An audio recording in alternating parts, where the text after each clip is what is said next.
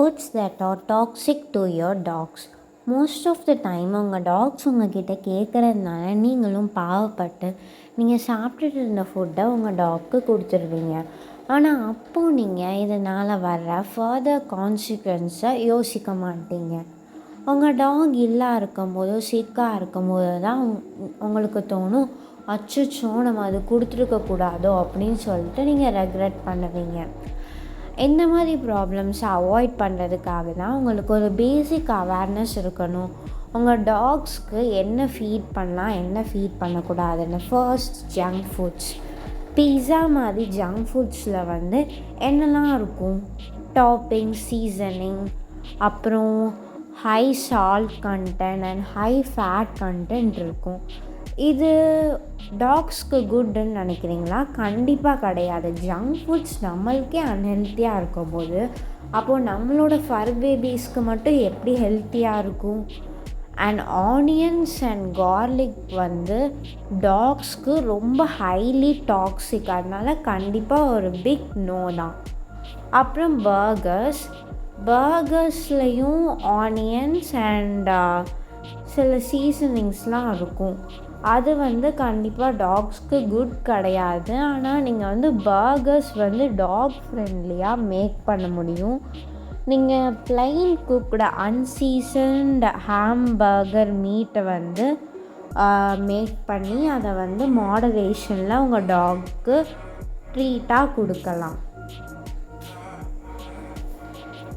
அதுக்கப்புறம் நூடுல்ஸில் சாஸஸ் இருக்குது, அப்புறம் சீசனிங்கும் இருக்குது. அப்புறம் ஹை இன் கார்போஹைட்ரேட்ஸ். இப்போது எல்லா ஜங்க் ஃபுட்லேயுமே மோஸ்ட்லி கார்போஹைட்ரேட் கண்டென்ட்டும் ஃபேட் கண்டென்ட்டும் அதிகமாக இருக்கும். இதெல்லாம் உங்கள் டாக்ஸ்க்கு அவ்வளோவா தேவைப்படாது. அதனால நீங்கள் இந்த மாதிரி நூடுல்ஸ் அவாய்ட் பண்ணுறது நல்லது. நீங்கள் ட்ரீட்டாக கொடுக்கணுன்னா எப்போவுமே டாக் ஃப்ரெண்ட்லியாக நீங்களே ஹோம்மேடாக குக் பண்ணி ட்ரீட்ஸாக கொடுக்கலாம். ஐஸ்கிரீமும் பிக் நோ தான். ஏன்னா ஐஸ்கிரீமில் எவ்வளோ சுகர் கண்டென்ட் இருக்குன்னு உங்களுக்கு தெரியுமா? அதில் இருக்கிற சுகர் கண்டென்ட்டை நீங்கள் உங்கள் டாக்ஸ்க்கு கொடுத்தீங்கன்னா அதனால உங்கள் டாக்ஸ்க்கு கண்டிப்பாக நிறைய ப்ராப்ளம்ஸ் வரும். உங்கள் டாக்ஸ் சிக்காகிரும். அதனால் நீங்கள் இந்த மாதிரி ஐஸ்கிரீம்ஸ்லாம் கொடுக்காம இப்போது நிறையா பெட் ஸ்டோர்ஸில் டாக் ஃப்ரெண்ட்லி ஐஸ்கிரீம் செல் பண்ணுறாங்க. நீங்கள் அது கொடுக்கலாம். இப்போது நம்ம வீட்டில் குக் பண்ணுற பிரியாணி அது எப்படி அது கொடுக்கலாமான்னு கேட்டால் பிரியாணி நீங்கள் கொடுக்கக்கூடாது. பட் பிரியாணியும் டாக் ஃப்ரெண்ட்லியாக கொடுக்கலாம். ஆனால் நீங்கள் நார்மலாக நான் வீட்டில் பிரியாணி குக் பண்ணேன், அதுக்கப்புறம் கொஞ்சம் மீதி இருந்துச்சு, அது கொடுக்கலாமா அப்படின்னு கேட்டால் அது கொடுக்கக்கூடாது. அதுக்கான ரீசன் என்னென்னா பிரியாணியில் இருக்கிற ஸ்பைசஸ் தான். பிரியாணியில் எக்ஸசிவான oil, onion, garlic, chilli powder இதெல்லாம் இருக்கும்ல, அதனால நம்ம பிரியாணி கொடுக்கவே கூடாது. பிரியாணி சாப்பிட்டு எங்கள் வீட்டில் இருக்கிற பக்கத்து வீட்டில் இருக்கிற நாய் செத்து போயிருக்கு. ஸோ நீங்கள் பிரியாணிலாம் தெரியாமல் உங்கள் டாக்ஸ்க்கு கொடுத்துடாதீங்க. அப்புறம் சப்பாத்தியால் அவ்வளோ ஹார்ம்லாம் எதுவும் கிடையாது. பட் அது ஒரு வேஸ்ட் ஆஃப் டைம்னு சொல்லலாம், இல்லை வேஸ்ட் ஆஃப் ஃபுட். ஏன்னா அதில் இருக்கிறது வெறும் கார்போஹைட்ரேட் கண்டென்ட் தான். அது உங்கள் டாக்ஸ்க்கு தேவைப்படாது. அப்புறம் சில டாக்ஸ்க்கு இந்த மாதிரி க்ளூட்டன் அலர்ஜிஸ்லாம் இருக்கும். அந்த மாதிரி உங்கள் டாக் சப்பாத்தி சாப்பிட்டு அது ஏதாவது சைன்ஸ் ஆஃப் அலர்ஜி காமிச்சா அது உடனே வெட்னரியன் கிட்ட கூட்டிகிட்டு போங்க. அப்புறம் சாக்லேட்ஸ் தான் இருக்கிறதுலே ஹைலி டாக்ஸிக் டு டாக்ஸ். நீங்கள் சாக்லேட் கண்டிப்பாக கொடுத்துடவே கூடாது. உங்கள் வீட்டில் சின்ன பசங்க இருந்தாலே கண்டிப்பாக அங்கே சாக்லேட்ஸும் பிஸ்கெட்ஸும் இருக்கும். இந்த ரெண்டுமே நீங்கள் கொடுக்கவே கூடாது உங்கள் டாக்ஸ்க்கு. நீங்கள் உங்கள் சில்ட்ரன் தெரியாமல் டாக்ஸ்க்கு கொடுக்காம இருக்க நீங்கள் அவங்க மேலே ஒரு கண் வச்சுக்கணும். அவங்க கொடுக்குறாங்களா இல்லையான்னு கரெக்டாக நோட்டீஸ் பண்ணிக்கோங்க. ஏன்னா even small amount of chocolates வந்து டாக்ஸிக் ஆகிடலாம். அப்புறம் பிஸ்கெட்ஸில் வந்து எவ்வளோ சுகர் கண்டென்ட் இருக்குன்னு தெரியுமா? அவ்வளோ சுகர் கண்டென்ட்டை வந்து டாக்ஸ் சாப்பிட்டா அவ்வளோதான். நீங்கள் வந்து ஸ்ட்ரீட் டாக்ஸ்க்கெல்லாம் ஹெல்ப் பண்ணணும் அப்படின்னு சொல்லிட்டு ஸ்ட்ரீட் டாக்ஸ்க்கெலாம் பிஸ்கெட் போடுறீங்கன்னு வச்சுக்கோங்க. அது வந்து நீங்கள் அந்த டாக்ஸ்க்கு நல்லது செய்கிற மாதிரி ஆகாது, அந்த டாக்ஸ்க்கு அது ஆபத்து தான். அது ஏன்னா இப்போது அதில் இருக்க சுகர் கண்டென்ட்னாலையும் அதில் யூஸ் பண்ணுற ப்ரிசர்வேட்டிவ்ஸ்னாலையும் தான். இதனால் நீங்கள் கண்டிப்பாக ஸ்ட்ரீட் டாக்ஸ்க்கு பிஸ்கெட்ஸ் கொடுக்குற அவாய்ட் பண்ணிவிட்டு உங்கள் வீட்டில் இருக்கிற குக்குடு ரைஸை கொடுக்கலாம். அப்புறம் கிரேப்ஸ் வந்து எனக்கு ரொம்பவே பிடிச்ச ஃப்ரூட். பட் எனக்கு பிடிச்சதுங்கிறதுக்காக என் டாக்ஸ்க்கும் பிடிக்கணும் அப்படின்னு அவசியம் இல்லைல்ல. இந்த மாதிரி கிரேப்ஸும் டாக்ஸ்க்கு கொடுக்கக்கூடாது, இதுவும் டாக்ஸிக் தான். அதுக்கப்புறம் சிட்ரஸ் ஃப்ரூட்ஸும் டாக்ஸிக் டு டாக்ஸ் தான். இந்த மாதிரி கிரேப்ஸால் உங்கள் டாக்ஸ்க்கு கிட்னி ஃபெயிலியர் வர சான்சஸ் இருக்குது. அதனால ஒரு கிரேப் கூட உங்கள் டாக் சாப்பிடாமல் பார்த்துக்கோங்க. அப்புறம் ரைசன்ஸ்னால் இந்த ட்ரைடு ஃப்ரூட்ஸு அப்புறம் ட்ரைடு கிரேப்ஸை தான் ரைசன்ஸ்னு சொல்லுவாங்க. அதுவுமே டாக்ஸிக் தான். சம்டைம்ஸ் வந்து ஹியூமன்ஸ்க்கு வந்து அன்ஹெல்த்தியாக இருக்கிறது டாக்ஸ்க்கும் அன்ஹெல்த்தியாக இருக்கும். சம்டைம்ஸ் ஹியூமன்ஸ்க்கு ஹெல்த்தியாக இருக்கிறது டாக்ஸ்க்கு அன்ஹெல்த்தியாக இருக்கும். ஸோ அதை நீங்கள் கேர்ஃபுல்லாக பார்த்து உங்கள் டாக்ஸ் என்ன சாப்பிடுங்கிறத கேர்ஃபுல்லாக மானிட்டர் பண்ணணும். ஆப்ரிகாட்ஸும் டாக்ஸிக் டு டாக்ஸ் தான். இந்த மாதிரி ஆப்ரிகாட் வந்து நம்மளுக்கு ஹெல்த்தி, ஆனால் டாக்ஸ்க்கு டாக்ஸிக். இதே மாதிரி இன்னும் நிறைய எக்ஸாம்பிள்ஸ் சொல்லலாம். Like nuts, almonds, cashew nuts, அது எல்லாமே நீங்கள் தெரியாமல் கூட டாக்ஸ்க்கு கொடுத்துடவே கூடாது. இப்போது சில டாக்ஸ்லாம் வந்து நீங்கள் உங்கள் டாக்ஸை வீட்டுக்குள்ளே விடுவீங்கன்னா அவங்க வந்து கிச்சனுக்கு போகிறதுக்கு நிறைய சான்சஸ் இருக்குது. கிச்சனில் இந்த மாதிரி ஃப்ரூட்ஸ் அண்ட் வெஜிடபிள்ஸ் இருக்கும். அதில் சில ஃப்ரூட்ஸ் அண்ட் வெஜிடபிள்ஸ் அவங்க சாப்பிடக்கூடாது. பட் அவங்க வந்து அதை அவங்களுக்கு தெரியாமல் சாப்பிட்டாங்கன்னா அவ்வளோதான். அதனால் நீங்கள் கேர்ஃபுல்லாக மானிட்டர் பண்ணணும். அவகேடோ, வெண்ணெய் பழம் தான் நினைக்கிறேன். ஆமாம், வெண்ணெய் பழம் தான்.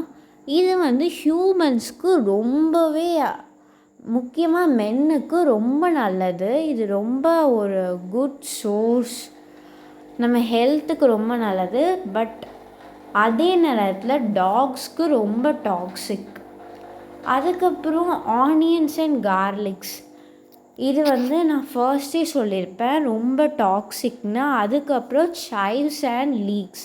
சைவ்ஸ்னால் சின்ன வெங்காயம், அப்புறம் லீக்ஸ்னால் மணத்தக்காளி. இதுவும் டாக்ஸ்க்கு டாக்ஸிக் தான். இதெல்லாம் உங்கள் டாக்ஸ்க்கு நீங்கள் கொடுத்துடவே கூடாது.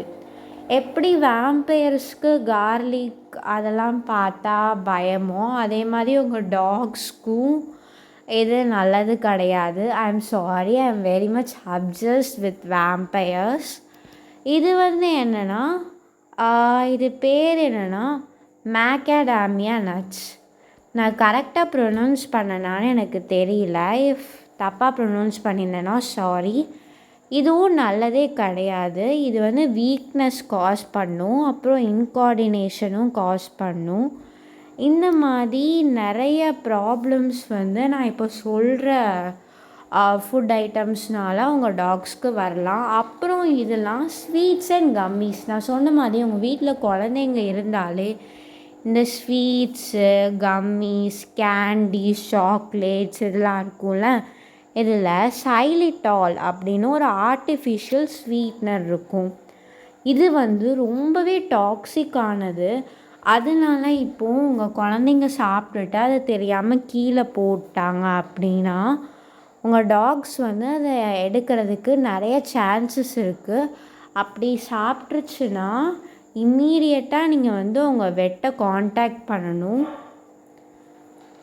அது வந்து ரொம்பவே முக்கியம். கேர்ஃபுல்லாக உங்கள் டாக்ஸை பார்த்துக்கோங்க. இதெல்லாம் ஸ்வீட்னஸ் ஓட பிக்சர்ஸ்.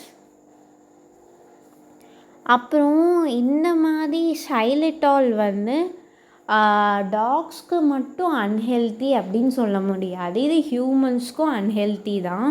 இது வந்து நம்மளுக்கு வந்து கேவிட்டிஸ் அந்த மாதிரி பிரச்சனைகளை காஸ் பண்ணணும்னு நினைக்கிறேன். எனக்கு இதை பற்றி சரியாக தெரியல. பட் நார்மலாகவே கம்மிஸ் அண்ட் ஸ்வீட்ஸ் வந்து not good for our health. அப்புறம் ஆல்கஹால் வந்து சிவியர் பாய்சனிங். உங்கள் டாக் வந்து தெரியாமல் ஆல்கஹால் அந்த மாதிரி ஏதாவது சப்ஸ்டன்ஸ் எடுத்துக்கிடுச்சுன்னா சிவியர் பாய்சனிங் ஆயிரும். யூஎஸில் இந்த மாதிரி தான் ஒரு கேஸ். அவங்க வந்து ட்ரிங்க் பண்ணிகிட்டு இருந்திருக்காங்க. அப்போது தெரியாமல் அவங்க டாகுக்கு அதை ஃபீட் பண்ணியிருக்காங்க.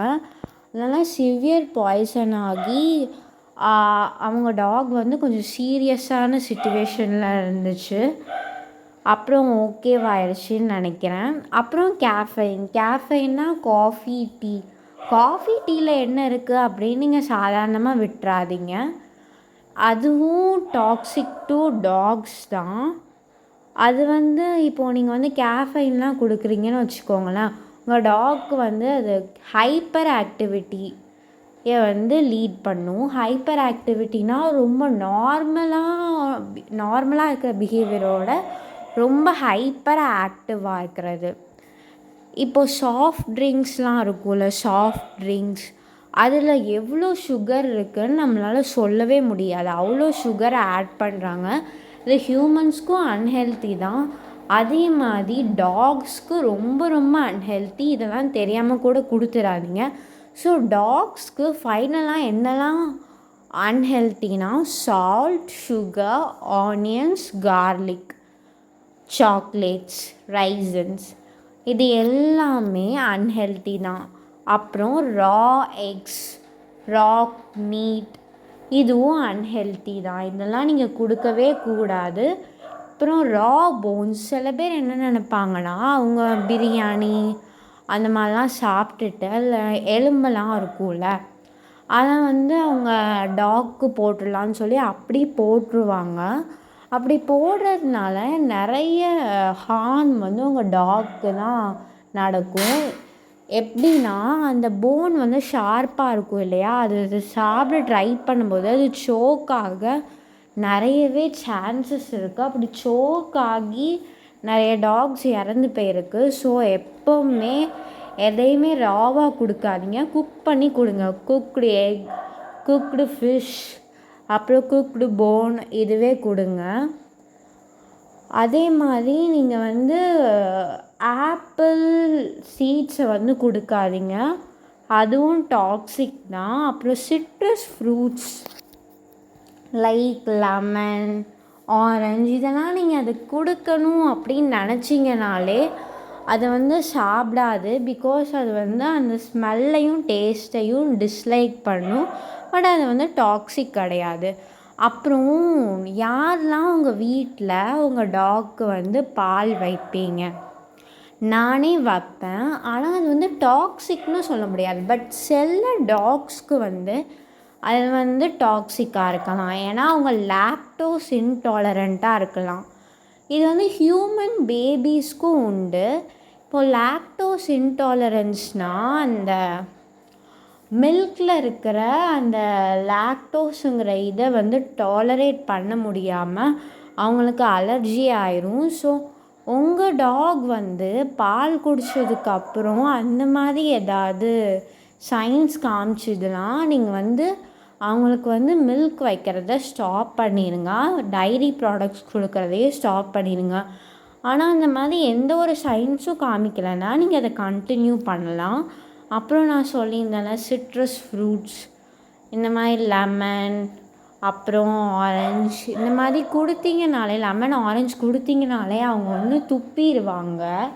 நான் நிறைய தடவை ராக்ஸிக்கு கொடுக்கும்போது அவள் வந்து துப்பிடுவா. ராக்கிலாம் அவன்லாம் அதை சாப்பிடவே மாட்டான். நான் அவ்வளோ நாள் என்ன நினச்சிட்டு இருந்தேன்னா, ஓஹோ இவங்களுக்கு நான்வெஜ் தான் பிடிக்கும் போல், வெஜ்ஜே சாப்பிட மாட்டேங்கிறாங்க அப்படின்னு நினச்சிட்டு இருந்தேன். பட் அது உண்மை இல்லை. இன்றைக்கி தான் எனக்கே தெரியுது டாக்ஸ்க்கு வந்து அந்த டேஸ்ட்டும் ஸ்மெல்லும் பிடிக்காதான். அதுக்கப்புறம் இந்த மாதிரி அவங்க டாக்ஸ் வந்து வாமிட் பண்ணுது, இல்லைன்னா ஏதாவது சைன்ஸ் ஆஃப் இல்னஸ் காமிக்குதுன்னா உடனே வெட்னரியன் கிட்ட கூட்டிகிட்டு போங்க. அவங்களுக்கு வந்து கிட்னி ஸ்டோன்ஸ் வர்றதுக்கு சான்ஸ் இருக்குது. எதனால தெரியுமா? கிரேப்ஸ் ரைசின் சாப்பிட்டதுனால. உங்கள் டாக் வந்து தெரியாமல் கிரேப்ஸ் ஆர் ரைசின்ஸ் சாப்பிட்டுச்சுன்னா அவங்க இம்மீடியட்டாக வெட்னரியன் கிட்ட கூட்டிகிட்டு போங்க. இந்த பிக்சர் வந்து எப்போது எடுத்ததுன்னா, இந்த ஸ்கேனில் வந்து கிட்னி ஸ்டோன் இருக்குது. அது வந்து எப்படின்னா அந்த டாக் வந்து கிரேப்ஸோ ரைசின்ஸோ சாப்பிட்டதுனால இப்படி ஆகியிருக்கு. அப்புறம் இது சாப்பிட்றதுனால அந்த டாக் வந்து பேரலைஸ்டாகவே ஆகிறதுக்கும் சான்ஸ் இருக்குது. ஸோ இது வந்து பெரிய விஷயம். இதை வந்து நீங்கள் அசால்ட்டாக எடுத்துக்காமல் இதை பற்றி இன்னும் நிறையா அவேர்னஸ் ஸ்ப்ரெட் பண்ணுங்கள். உங்கள் டாக் ஹெல்த்தியாக ஆக்டிவாக இருக்கணும்னு நீங்கள் ஆசைப்படுறீங்கன்னா இதை பற்றின நிறைய அவேர்னஸை எல்லாருக்கும் ஸ்ப்ரெட் பண்ணுங்கள். இதுதான் ராக்ஸி. அவள் இப்போதைக்கு ஹெல்த்தியாக இருக்கா.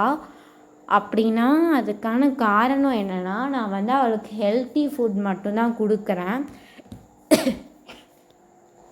இந்த டாக்ஸிக் ஃபுட்டெல்லாம் நான் அவளுக்கு அவாய்ட் பண்ணியிருக்கேன்.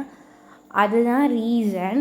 உங்களுக்கு இந்த வீடியோ பிடிச்சிருச்சுன்னா லைக் பண்ணுங்கள், ஷேர் பண்ணுங்கள், சப்ஸ்கிரைப் பண்ணுங்கள்.